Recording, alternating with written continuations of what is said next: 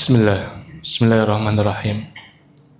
Assalamualaikum warahmatullahi wabarakatuh. Alhamdulillah nahmaduhu haqqa hamdih wa nashkuruhu haqqa syukrih ala sairi ni'amih. Asyhadu an la ilaha illallah wahdahu la syarikalah wa asyhadu anna Muhammadan abduhu wa rasuluh la nabiyya wa la rasula ba'dah. Allahumma 'allimna ma yanfa'una wanfa'na bima 'allamtana rabbana zidna 'ilma. Allahumma inna nas'aluka fahman nabiyyin wa hifdzal mursalin wa ilhamal malaikatil muqarrabin amin ya rabbal alamin. Jamaah sekalian yang dimuliakan Allah, marilah kita mengawali kajian pada malam hari ini dengan memperbanyak rasa syukur kepada Allah Azza wa Jalla atas limpahan karunia yang tidak terhingga, khususnya nikmat iman dan Islam, nikmat sehat walafiat, sehingga kita bisa beribadah, bisa beraktivitas, dan Allah mengumpulkan kita pada malam hari ini di masjid ini. Mudah-mudahan setiap langkah yang kita tempuh menjadi langkah-langkah yang penuh berkah, langkah-langkah yang menggugurkan dosa-dosa kita, meninggikan derajat kita, serta mempermudah jalan kita menuju jannah. Amin ya rabbal alamin. Salawat beriring salam tak lupa kita panjatkan kepada insan mulia yang menjadi pedoman hidup kita, Nabi besar Muhammad, dan juga kepada keluarganya, sahabatnya, tabi'in, tabi'it tabi'in, dan seluruh pengikutnya yang istiqomah berqudwah kepada beliau hingga hari kiamat kelak.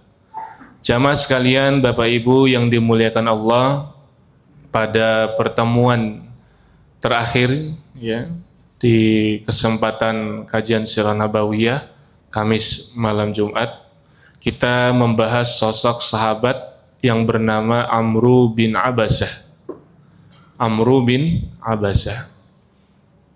Dan pada malam hari ini kita juga akan membahas kisah sahabat Nabi yang secara bersamaan tentunya kita juga membahas Sirah Nabawiyah. Namun sebelum kita memasuki tokoh yang akan kita bahas pada malam hari ini, kira-kira jamaah sekalian yang hadir masih ingat berapa persen dengan materi terakhir? Paling enggak ingat judulnya ya, Amru bin Abasah. Sedikit mereview, kemarin kan kita bahas 10 jejak keteladanan yang tentunya sangat banyak sekali. 10 itu untuk dihafal, paling tidak kita mengambil 1 atau 2 poin dari 10 yang sudah kita bahas pada pertemuan lalu, bahwa sosok Amru bin Abasah adalah seorang yang sesuai dengan fitrah. Beliau mempunyai independensi dalam berpikir, kemandirian berpikir. Kemandirian berpikir di sini maksudnya adalah beliau berani bertanya sesuatu yang sudah mapan, mempertanyakan sesuatu yang sudah mapan diikuti oleh banyak orang. Beliau bukan hanya sekedar berbeda, tapi beliau menanyakan sesuatu yang tidak sesuai dengan akal sehat dan hati nurani. Yang disoal oleh beliau adalah penyembahan berhala. Jadi ini, di mana beliau itu mempunyai nalar kritis, dan itu penting bagi kita semua agar tidak ikut-ikutan. Wa in tuti aktsara man fil ardi yudilluka an sabilillah. Kalau kamu mengikuti kebanyakan orang, kamu akan disesatkan dari jalannya Allah. Kemudian yang kedua, sosok Amr bin Abasah ini kan paket lengkap. Simpel aja, Amr bin Abasah paket lengkap. Beliau penghafal hadis, banyak orang yang meriwayatkan dari beliau, sahabat-sahabat lain maksudnya, seperti Abdullah bin Mas'ud, Abu Umamah al-Bahili. Kemudian di sisi lain, beliau juga punya ketangkasan militer. Beliau ikut dalam perang Yarmuk, beliau ikut dalam Hisru Taif, dan di sisi lain beliau juga amanah ketika diberi jabatan. Masih ingat jabatannya beliau apa saja? Amirul Ahra, kepala daerah yang memimpin wilayah Al-Ahra. Kemudian beliau juga diamanahi untuk mengelola dana zakat. Kemudian selain itu, Amr bin Abasah juga pernah menjabat sebagai orang yang bertanggung jawab terhadap ketahanan pangan dan logistik. Jadi 3 ya, paling tidak beliau itu gubernur, kemudian pernah jadi menteri ketahanan pangan, dan juga Amr bin Abasah pengelola dana zakat. Di masanya Umar bin Khattab yang menjadi khalifah.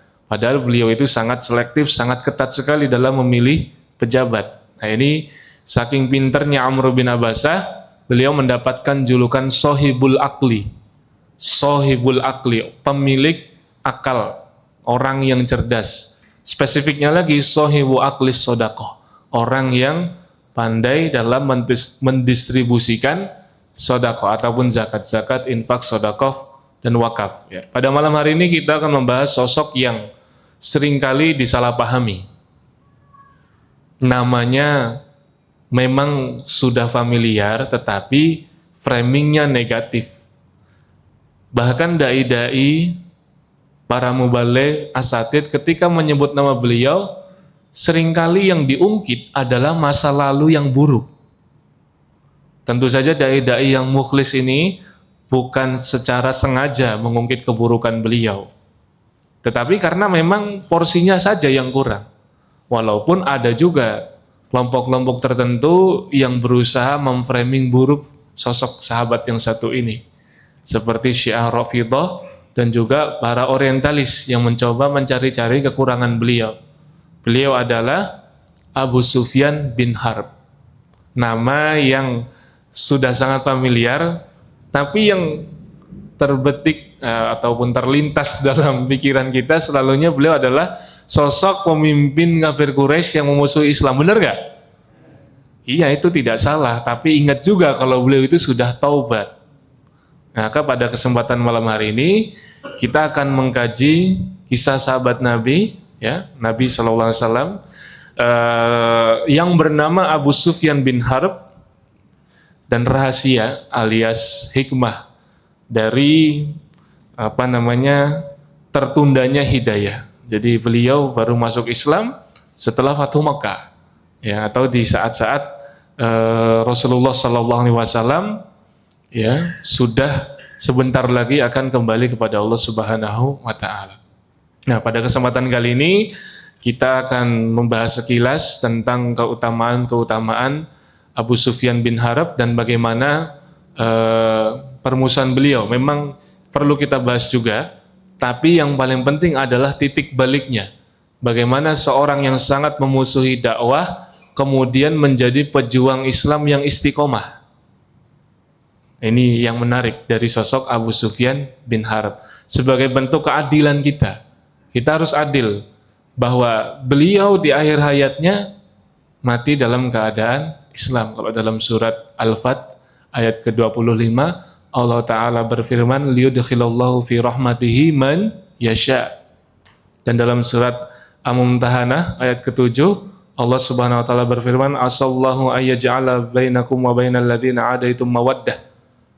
Allah Subhanahu wa taala ingin menjadikan kalian dan orang-orang yang memusuh kalian ada mawaddah, ada rasa cinta. Di antaranya ya keislaman tokoh-tokoh kafir Quraisy yang semula mereka sangat getol ya memerangi Islam, menghalangi dakwah, namun akhirnya mereka mendapatkan hidayah meskipun agak sedikit terlambat. Nama beliau adalah Sakhar bin Harb bin Umayyah bin Abdus Syam bin Abdi Manaf bin Qusay bin Kilab bin Murrah bin Ka'ab bin Lu'ay al-Qurashi. Dan ibunya beliau adalah Safiyah binti Huzan al-Hilaliyah, bibi dari Ummul Mukminin Maimunah bintil Harith, istri Nabi. Beliau ini mempunyai kunyah Abu Hanzalah, dinisbatkan kepada putranya Hanzalah yang terbunuh dalam perang Badar dalam keadaan kafir. Namun beliau lebih masyhur dengan panggilan Abu Sufyan. Dan hubungan beliau dengan Nabi sangat erat karena nasab beliau bertemu dengan Nabi pada kakek mereka yang bernama Abdu Manaf.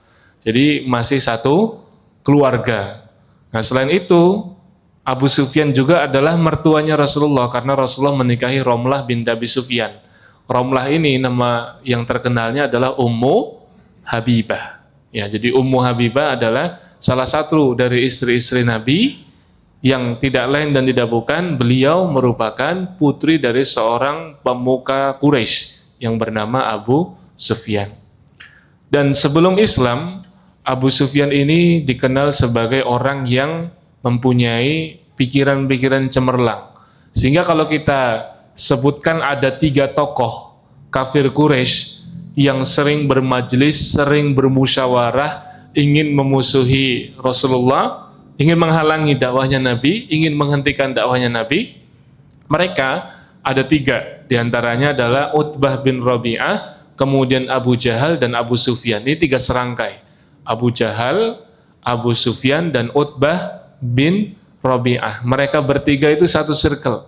3-tiganya adalah orang yang ketika bermajelis mereka memikirkan satu hal utama, menghentikan dakwahnya Nabi. Abu Jahal mati, Utbah juga mati, ya. Tapi kemudian Allah menyisakan satu, Abu Sufyan bin Harb, dan ini menunjukkan bahwa bahwa memang Allah Subhanahu wa taala menghendaki Abu Sufyan ini meninggal dalam keadaan Islam. Ada beberapa poin yang menunjukkan bahwa Abu Sufyan ini memang ditakdirkan oleh Allah Subhanahu wa taala tidak mati terlebih dahulu sebelum dia memeluk Islam. Di antaranya ketika beliau pada perang Uhud, ada seorang sahabat yang bernama Hanzalah bin Abi Amir radhiyallahu anhu, disebutkan bahwa Hanzalah bin Abi Amir radhiyallahu anhu ini hampir saja membunuh Abu Sufyan, sudah di depan mata, ya. Namun tiba-tiba datanglah orang musyrik yang melindungi Abu Sufyan, sehingga yang terbunuh justru Hanzalah bin Abi Amir pada perang Uhud, karena dia panglima kafir Quraisy, ya. Di saat posisi dan situasinya sudah sangat mendesak bagi Abu Sufyan dan sangat mudah bagi Hanzalah bin Abi Amir, tiba-tiba ada orang musyrik yang melindungi Abu Sufyan dan menyerang Hanzalah bin Abi Amir, sehingga dia terselamatkan pada perang Uhud. Padahal jarak dia, Abu Sufyan, dengan kematian itu sangat dekat sekali. Kemudian ketika ekspedisi Amr bin Umayyah ad-Damri. Amr bin Umayyah ad-Damri ini adalah seorang sahabat Nabi yang diutus dalam sebuah syariah. Syariah ini misi khusus, misi rahasia, yang Rasulullah mengutus beberapa orang saja. Paling banyak itu, ya tidak sampai 100, ya, namanya syariah itu paling 1, 2, atau puluhan, tidak sampai ratusan. Maka kemudian ternyata Amr bin Umayyah ad-Damri ini gagal di dalam menjalankan misinya. Misinya jelas, mengeksekusi Abu Sufyan. Itu sudah diniatkan oleh Nabi, dan Nabi sudah mengutus seseorang untuk membunuh Abu Sufyan. Tapi Allah berkehendak lain. Selamat lagi ya, pada perang Uhud hampir dibunuh oleh Hanzalah bin Abi Amir pada syariah di tahun 4 Hijriah, perang Uhud tahun 3, tahun 4 Hijriah. Beliau memang jelas-jelas di blacklist, ya, ditarget oleh Nabi, tapi Allah berkehendak lain. Kemudian tahun kelima kita ingat, pada tahun kelima Hijriah ini ada perang Khandaq atau perang Ahzab. Di saat pasukan sekutu ini mengepung Madinah di bawah pimpinan Abu Sufyan, karena memang setelah Abu Jahal mati, kemudian tokoh-tokoh kafir Quraisy yang lain juga mati, maka secara praktis kepemimpinan jatuh ke tangannya Abu Sufyan. Tidak ada lagi yang lebih berkarisma, tidak ada lagi yang lebih ditaati kata-katanya selain Abu Sufyan. Nah, pada kesempatan itu, ya, hampir saja Hudzaifah bin Yaman yang diberikan tugas oleh Nabi untuk menjadi mata-mata, ya, ataupun intelijen, yang kemudian beliau hampir saja ingin membunuh Abu Sufyan, namun karena dia ingat misinya apa? Mengawasi, ya, dan memantau gerak-gerik musuh, bukan membunuh musuh. Karena kedisiplinan Hudzaifah bin Yaman, lagi-lagi Abu Sufyan selamat dari maut. Tahun ketiga, tahun keempat, tahun kelima, kemudian tahun keenam, ketika Abu Sufyan keluar dan ingin menghalangi kaum muslimin yang ingin menjalankan umroh, yang kemudian terjadi perjanjian Hudaybiyah, itu kan hampir terjadi perang. Kalau terjadi perang, maka dari kedua belah pihak, ya, akan banyak korban yang berjatuhan. Allah Subhanahu wa taala menghendaki tidak terjadi perang. Justru Allah mencegah kaum muslimin untuk melakukan tindakan-tindakan yang berakibat fatal, ya, seperti itu. Kemudian pada tahun berikutnya, bisa berlanjut pada saat Rasulullah SAW mengirim Dihyah bin Khalifah Al-Kalbi, ya, kepada Heraklius, Kaisar Romawi. Karena setelah perjanjian Hudaybiyah ada genjatan senjata, tidak boleh saling menyerang satu sama lain, disepakati 10 tahun, Rasulullah memandang bahwa ini adalah kesempatan untuk ekspansi. Bukan ekspansi wilayah, tapi memperluas jangkauan dakwah. Rasulullah menyurati raja-raja penguasa dunia ketika itu, salah satunya adalah Heraklius. Heraklius adalah kaisar Romawi saat Rasulullah SAW ya mendirikan negara di Madinah.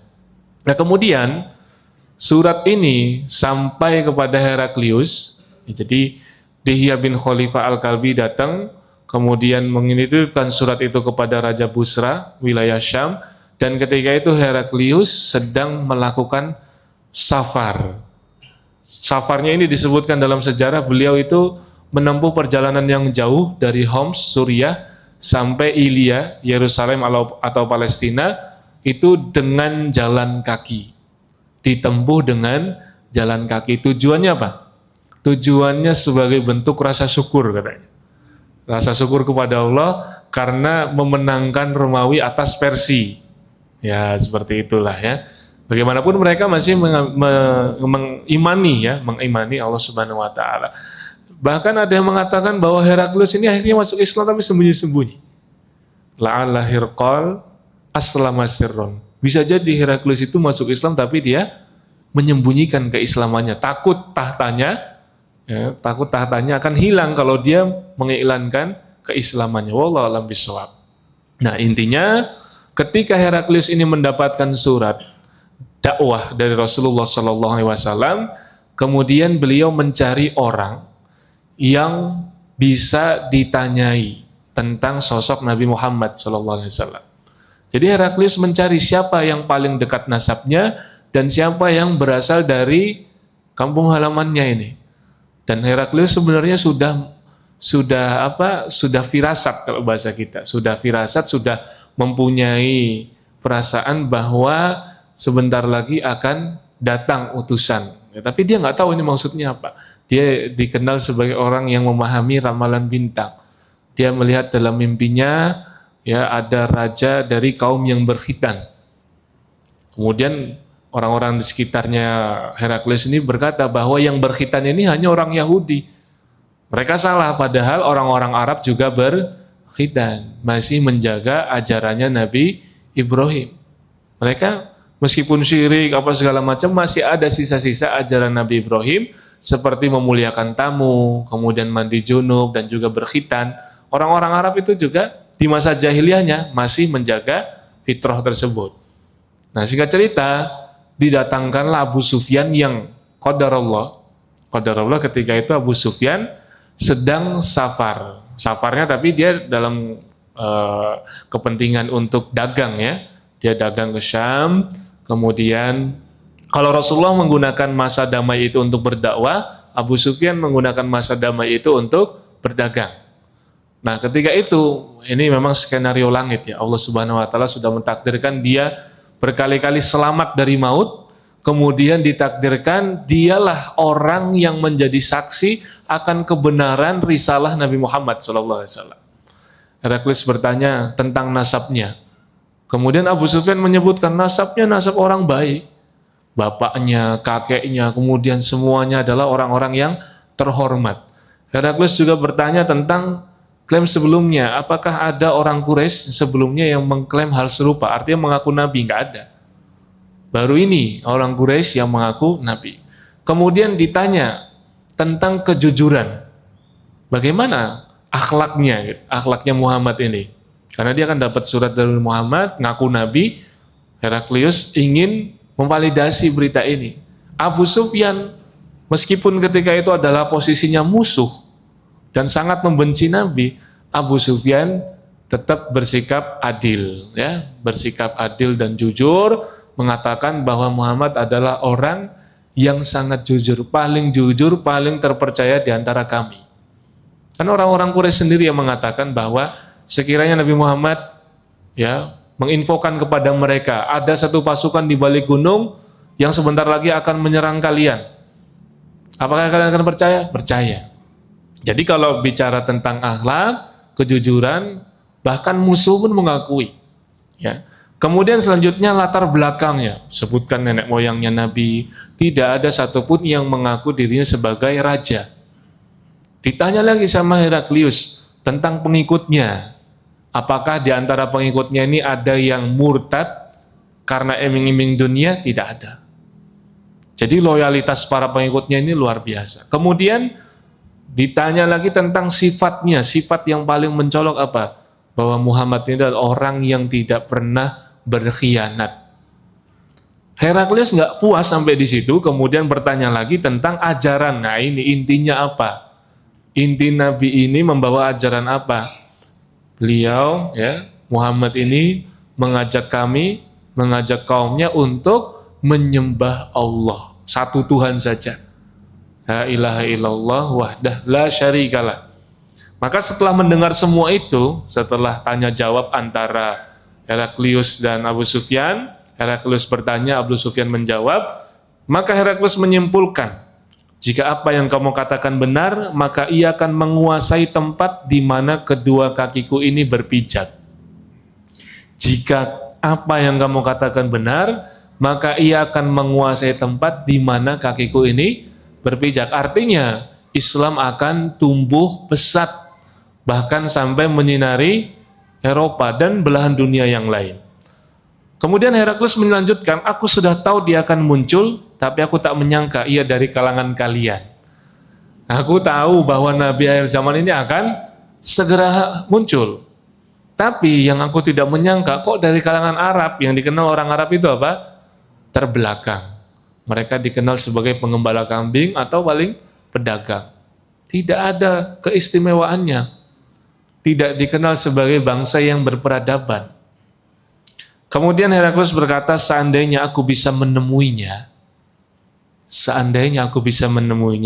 aku akan bersusah payah menemuinya, dan jika aku di sisinya akan kucuci kedua kakinya. Kaisar Romawi. Tapi ingat, yang membuat Kaisar Romawi berkata seperti itu, satu karena ilmu yang dia punya, keyakinan dia bahwa akan ada Nabi akhir zaman, kemudian dia juga mendapatkan pengakuan jujur dari Abu Sufyan. Coba kalau Abu Sufyan ini kemudian mengada-ngada, menjelek-jelekan Nabi, oh enggak, nah, dia itu cuma orang cari sensasi, ya kan? Atau seperti yang disepakati oleh pemuka-pemuka kafir Quraisy yang lain bahwa apa? Dia adalah sahir, tukang sihir, atau majnun, orang yang gila. Tapi enggak.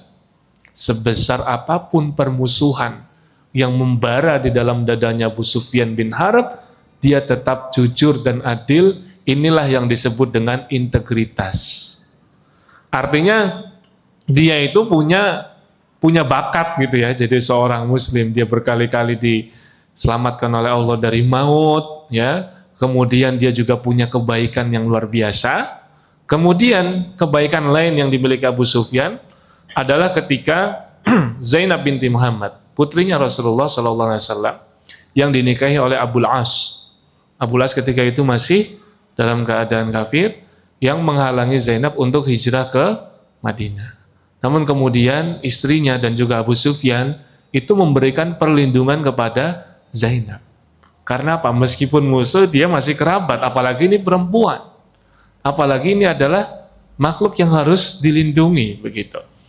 Kemudian jamaah sekalian, Abu Sufyan setelah mendengar perkataan Heraklius, dia berkata bahwa demi Allah, sejak saat itu aku selalu yakin bahwa urusan Muhammad akan menang hingga akhirnya Allah memasukkan Islam ke dalam hatiku. Jadi sinar cahaya hidayah, ya, itu sudah ada di dalam hatinya Abu Sufyan saat tanya jawab dengan Heraklius. Walaupun masuk Islamnya nanti, ya, di tahun 8, ya, karena jihadnya Abu Sufyan itu pertama kali dia ikut berperang bersama Nabi pada pengepungan Taif, ya. Dan juga perlu dicatat bahwasannya Abu Sufyan ini orang yang ketika dia mendengar putrinya yang bernama Romlah alias Ummu Habibah dinikahi oleh Nabi Muhammad, dia berkata bahwa, ya, dia Muhammad adalah orang yang tidak akan ya mengecewakan siapapun. Jadi dia bangga, meskipun statusnya adalah musuh, tapi dia besanan sama orang yang terhormat. Ya. Kemudian Abu Sufyan juga punya nilai kebaikan dalam dirinya, yang ini semakin menunjukkan bahwa Allah sengaja memberikan hidayah kepada Abu Sufyan karena kebaikan-kebaikan yang dia miliki, yaitu Abu Sufyan marah besar atas kecerobohan kafir Quraisy yang mereka ini melanggar perjanjian Hudaybiyah. Dia orang yang paling marah, dia orang yang paling khawatir akan kondisi kaumnya.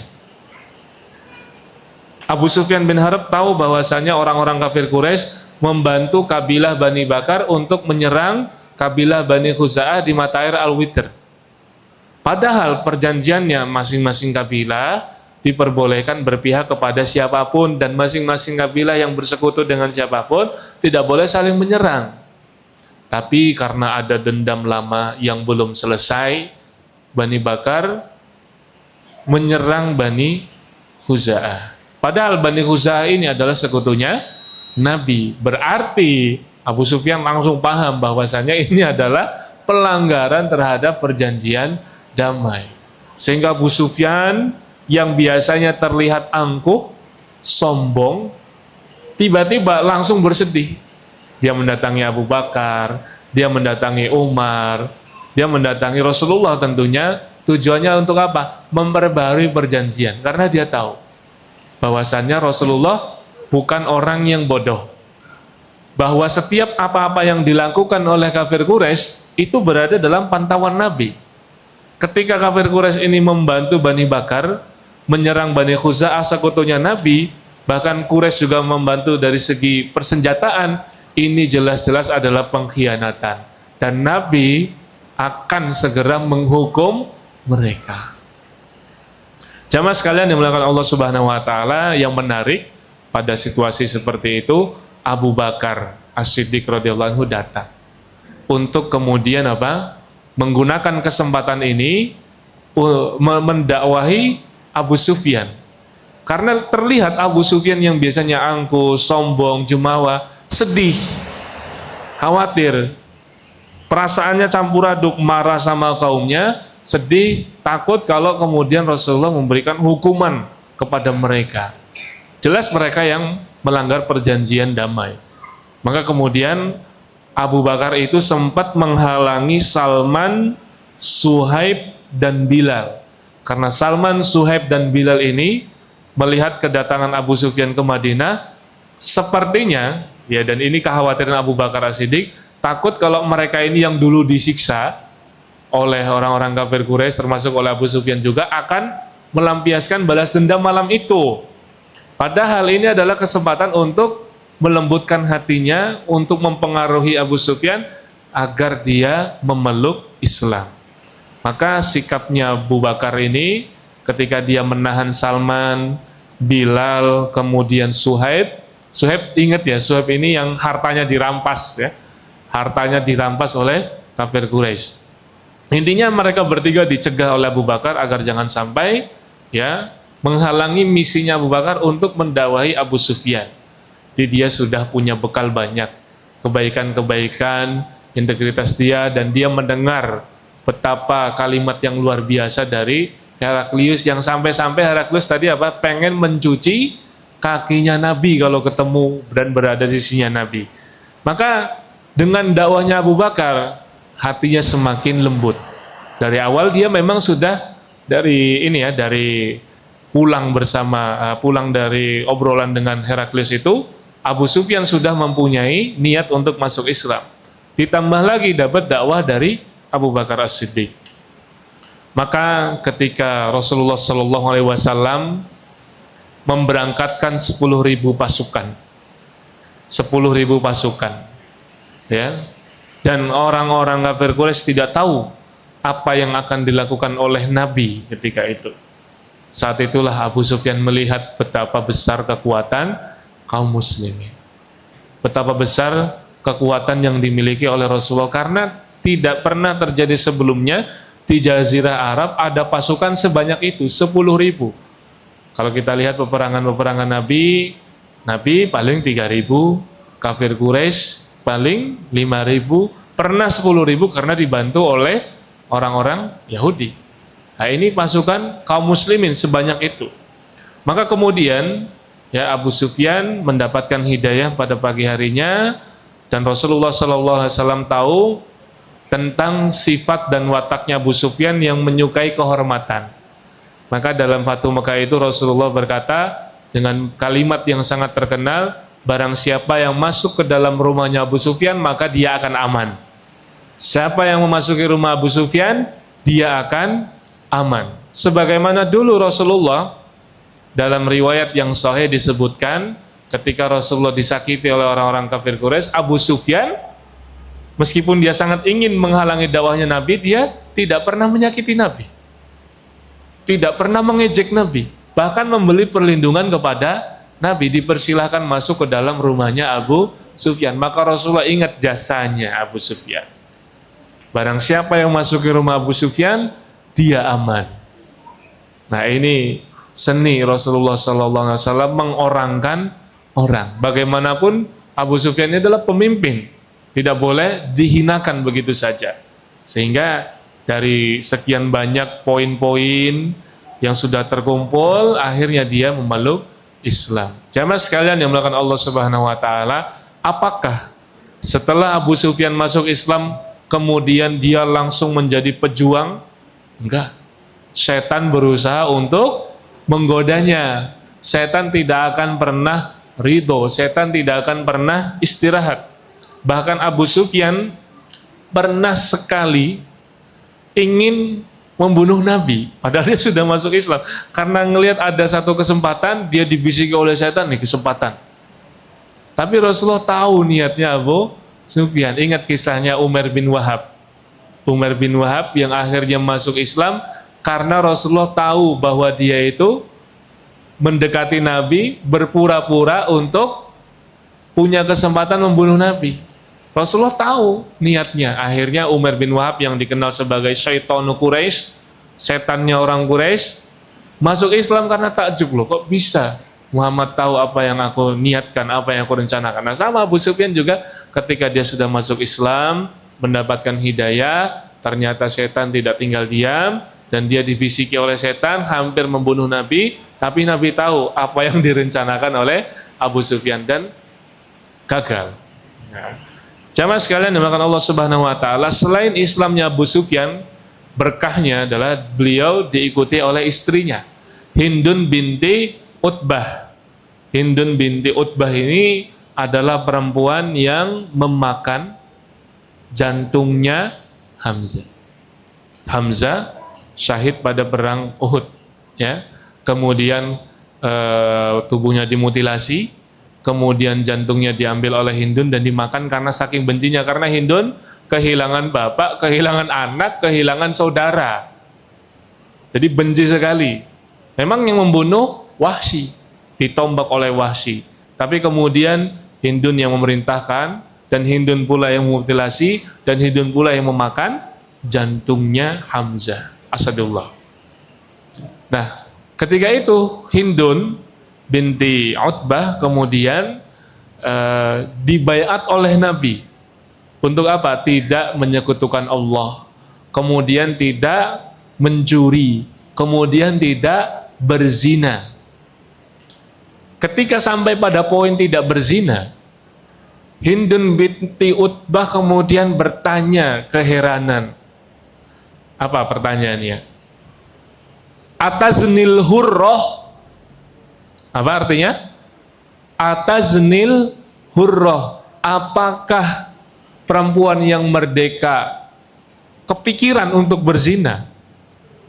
Jangankan melakukan, kepikirannya aja enggak. Artinya kan Hindun jelas dia musuh Islam, sangat memusuhi Nabi, sangat memusuhi Islam, dendamnya luar biasa dan sudah terbalaskan. Dan ketika suaminya masuk Islam, dia pun ikut masuk Islam, dibayat oleh Nabi, jangan syirik, oke. Jangan mencuri, masuk akal. Tapi ketika dibayat jangan berzina, kenapa harus ada poin ini? Karena dalam logikanya Hindun nggak mungkin wanita yang terhormat kepikiran untuk berzina. Yang berzina adalah mereka para budak-budak, ya, orang-orang pelacur. Sementara dia ini merasa saya ini dari kalangan terhormat, kenapa harus dibaiat untuk tidak berzina? Apa yang bisa kita petik? Pelajaran yang bisa kita petik dari perkataan Hindun ini. Berarti orang yang berzina jelas-jelas dia lebih jahiliyah berarti ya, daripada orang jahiliyah. Karena orang jahiliyah ya meskipun mereka itu syirik, menyembah berhala, mungkin masih ada yang praktek riba, tapi mereka sangat menjauhi perzinahan. Jamaah sekalian yang melakukan Allah Subhanahu wa taala, selanjutnya kita membahas sekilas tentang bagaimana kiprah perjuangan daripada Abu Sufyan. Dia berjihad pada perang Hunain, kemudian pada pengepungan Taif, ya. Kemudian beliau juga orang pertama yang membunuh kaum murtadin. Dan juga beliau adalah orang yang ikut terlibat dalam perang Yarmuk, dan pemimpin perang Yarmuk adalah putranya sendiri, Yazid bin Abi Sufyan. Dan pada perang Yarmuk dia kehilangan sebelah matanya, yang satu matanya lagi sudah kehilangan. Jadi pada perang Hunain dia kehilangan mata kanan, kemudian pada perang Yarmuk kehilangan mata kiri. Jadi beliau ini Abu Sufyan bin Harb radhiyallahu anhu meninggal dalam keadaan buta. Bukan buta dari lahir, tapi butanya itu ketika dia berjihad fi sabilillah. Satu matanya hilang pada perang Hunain, satu matanya lagi hilang pada perang Yarmuk. Ketika diberi tawaran, maukah engkau Allah kembalikan kedua matamu dan Allah kembalikan penglihatanmu? Abu Sufyan menolak, karena Rasulullah pernah bersabda, barang siapa yang aku ambil dua kekasihnya, maksudnya dua matanya, dua bola matanya, penglihatannya, kemudian dia ridho dengan ketetapan Allah, dijamin masuk surga. Kita yang mendengar hadis ini belum tentu mau ya seperti itu. Kalau kita kena apa-apa pengennya berobat kan. Tapi Abu Sufyan ketika itu diberi tawaran, mau nggak kalau penglihatanmu dikembalikan oleh Allah? Enggak. Saya ridho dengan ketetapan Allah, dan memang ada hadisnya, barang siapa yang aku ambil, hadis qudsi, yang aku ambil kedua kekasihnya, kedua matanya maksudnya, penglihatannya, dan dia ridho dengan ketetapanku, maka wajib baginya masuk surga. Wajib loh Pak. Ya, bukan boleh lagi, tapi sudah dipastikan masuk surga. Demikian sekilas tentang kisahnya Abu Sufyan bin Harb. Selanjutnya kita akan membahas beberapa hikmah-hikmah yang berkaitan dengan perjalanan hidup beliau. Ibrah dan teladan yang pertama, ya, ibrah, hikmah dan teladan yang pertama, yang namanya hidayah itu mutlak milik Allah. Betapapun besarnya permusuhan seseorang, kalau dia punya akhlak-akhlak yang mulia, itu bisa menjadi bekal dia untuk kemudian didakwahi dan akhirnya bersyahadat. Jadi kita tidak boleh berputus asa dengan siapapun. Ya, misalnya ada orang yang sangat benci sama Islam, sangat benci dengan Al-Quran, ya kita dakwahin. Ya. Bisa aja dia kemudian masuk Islam dan berbalik menjadi pejuang Islam. Kemudian yang kedua, beliau adalah orang yang totalitas di dalam membenahi diri, inabah, ya, taubat, kemudian inabah. Dia berserah diri kepada Allah Subhanahu wa taala. Begitu dia masuk Islam, dia ikut dalam perang Hunain, perang Taif, kemudian perang yang lain bersama kaum muslimin. Dan yang ketiga, tentunya Abu Sufyan bin Harb mengajarkan kepada kita tentang kejujuran. Kejujuran diletakkan di atas kepentingan pribadi. Itu salah satu hikmah yang bisa kita petik dari sosok Abu Sufyan bin Harb. Sulit kalau kita berada di posisi beliau, punya kesempatan untuk menjatuhkan lawan, tapi malah memberikan kesaksian yang baik, testimoni positif tentang orang yang paling kita benci. Kemudian yang selanjutnya, ketawaduan beliau. Jadi ada sebuah kisah di mana beliau ini harus tunduk kepada keputusan Umar bin Khattab. Ada perihal tentang sengketa tanah, seseorang kemudian mengadu kepada Amirul Mukminin Umar bin Khattab, dan Abu Sufyan kalah, ya, dalam peristiwa sengketa tanah. Akhirnya dia menerima keputusan Umar, meskipun Umar lebih muda dari dia. Dan Abu Sufyan punya nama besar. Tapi Islam, kata Abu Sufyan sendiri, Maha Suci Allah yang telah melembutkan hatiku dengan Islam. Tawadu itu apa tawadu? Tawadu itu ketika kita keluar rumah, melihat orang yang lebih tua, kita anggap, oh, pahalanya lebih banyak. Melihat orang yang lebih muda, oh, dia dosanya lebih sedikit. Nah, itu tawadu. Jadi nggak pernah merasa lebih hebat dari siapapun. Kemudian tentunya beliau adalah seorang yang menghormati kepemimpinan yang sah, di mana beliau ridho, rela dipimpin oleh putranya sendiri di dalam jihad. Padahal bisa saja dia mengajukan diri, tapi itu tidak dilakukan oleh Abu Sufyan. Masih banyak lagi hikmah, ibrah, dan teladan yang lain yang bisa kita petik dari sosok Abu Sufyan. Namun pada kesempatan malam hari ini kita cukupkan dulu sampai di sini. Jazakumullah khairan. Ala husni ihtimamikum. Assalamualaikum warahmatullahi wabarakatuh.